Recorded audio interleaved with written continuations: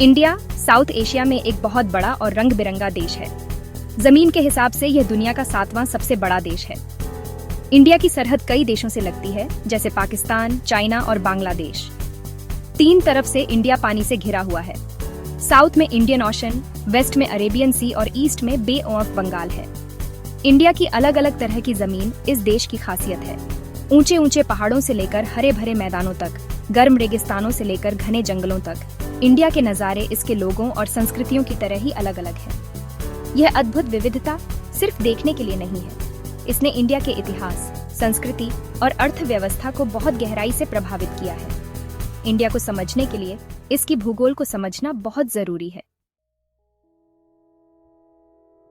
India की जमीन के नज़ारे कमाल के हैं। हिमालय, दुनिया की सबसे ऊंची पर्वत श्रृंखला, उत्तर में एक विशाल दीवार की तरह खड़े हैं। इन ऊंची चोटियों में दुनिया के कुछ सबसे प्रसिद्ध पहाड़ हैं, जैसे माउंट एवरेस्ट। इन पहाड़ों से गंगा और ब्रह्मपुत्र जैसी बड़ी नदियां बहती हैं, जो विशाल और उपजाऊ मैदान बनाती हैं।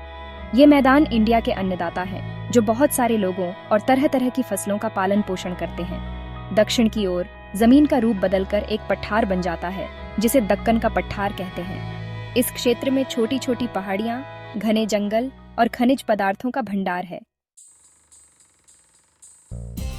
इंडिया की जलवायु भी इसकी भूगोल की तरह विविध है।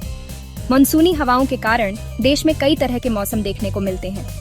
दक्षिण पश्चिम से आने वाला ग्रीष्मकालीन मानसून जून से सितंबर के बीच देश के ज्यादातर हिस्सों में भारी बारिश लाता है।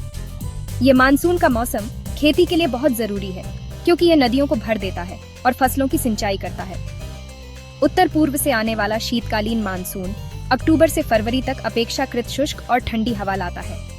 हालांकि सभी क्षेत्रों में मानसून एक जैसा नहीं होता है। उत्तर पश्चिम में थार रेगिस्तान साल भर सूखा रहता है, जबकि तटीय क्षेत्रों में मौसम ज्यादा सामान्य रहता है। कुदरत का खजाना, इंडिया के संसाधन। इंडिया प्राकृतिक संसाधनों से भरपूर है। इसकी उपजाऊ जमीन कई तरह की फसलों का उत्पादन करती है, जिससे यह दुनिया के सबसे बड़े कृषि उत्पादकों में से एक है। चावल, गेहूं और गन्ना इंडिया में उगाई जाने वाली कुछ प्रमुख फसलें हैं। देश में कोयला, लौह अयस्क और बॉक्साइट जैसे खनिज भी प्रचुर मात्रा में हैं, जो इसके औद्योगिक विकास को बढ़ावा देते हैं। इंडिया के विशाल जंगल कई तरह के पेड़ पौधों और जानवरों का घर हैं, जो इसकी जैव विविधता में योगदान देते हैं। ये संसाधन इंडिया की अर्थव्यवस्था में महत्वपूर्ण भूमिका निभाते हैं, लोगों को रोजगार देते हैं और इसके विकास में योगदान करते हैं। अलग अलग क्षेत्रों का ताना बाना।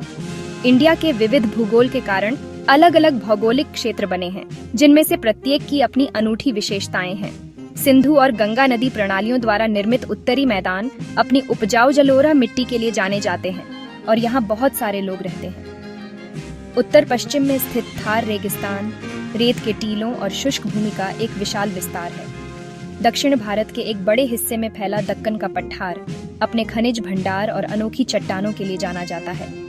अरब सागर और बंगाल की खाड़ी से लगे तटीय मैदान हलचल भरे बंदरगाह शहरों का घर हैं और अपने समुद्री भोजन और नारियल उत्पादन के लिए जाने जाते हैं। हर क्षेत्र इंडिया की सांस्कृतिक और आर्थिक विविधता में योगदान देता है, जिससे यह अद्भुत विविधता का देश बन जाता है।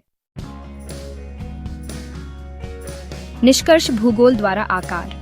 इंडिया का भूगोल सिर्फ भौतिक विशेषताओं का संग्रह नहीं है, ये वह नींव है जिस पर इसकी सभ्यता का निर्माण हुआ है। इसने देश की कृषि पद्धतियों से लेकर इसकी सांस्कृतिक परंपराओं तक हर चीज को प्रभावित किया है। हिमालय एक विशाल बाधा प्रस्तुत करते हुए उपमहाद्वीप को आक्रमणकारियों से भी बचाते हैं, जिससे एक अनोखी संस्कृति फलती फूलती है।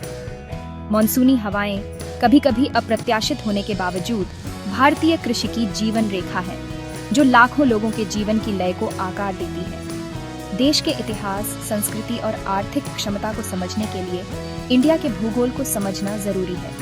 यह एक ऐसा देश है जहां पहाड़ मैदानों से मिलते हैं, जहां रेगिस्तान महासागरों से मिलते हैं और जहां विविधता का राज्य है।